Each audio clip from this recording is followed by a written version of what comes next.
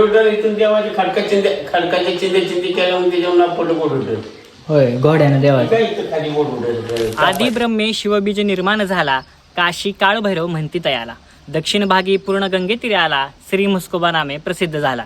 तर चांगबल मंडळी, मी कौस्तुभ आणि तीर्थाटनच्या आजच्या प्रवासात आपण दर्शन घेणार आहोत पुणे जिल्ह्यातील पुरंदर तालुक्यातील काशीखंडाचे कोतवाल श्रीनाथ म्हस्कोबा महाराज, जिथं स्वयंभू रूपात वास्तव्य करत आहेत अशा श्री क्षेत्र वीर देवस्थानचं.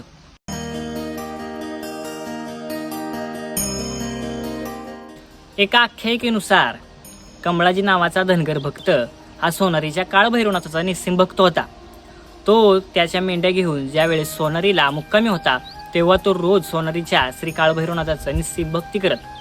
आणि ही भक्ती करत असताना एका दिवशी त्याचा कळप नीरा नदी किनारी बोरबनी आला. आणि या बोरबनी आल्यानंतर त्याला श्री काळभैरवनाथाच्या दर्शनाची इच्छा जागृत झाली. तेव्हा त्यानं डोळे मिटले, श्रीनाथांचा धावा केला आणि तो साक्षात सोनारीच्या काळभैरवनाथ मंदिरामध्ये पोहोचला.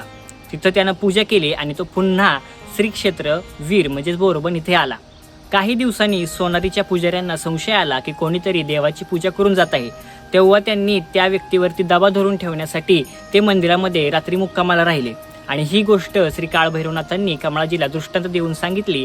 आणि त्याला श्री काळभैरवनाथ म्हणाले, तू माझ्या पूजेसाठी येऊ नको, मीच तुझ्या बोरवणी प्रगट होईल. आणि याचं निशाण म्हणजे वाळलेल्या हिववृक्षाला पालवी फुटेल आणि सर्परूपात मी प्रगट होऊन तुझ्या कपिला गाईचं दूध पेन.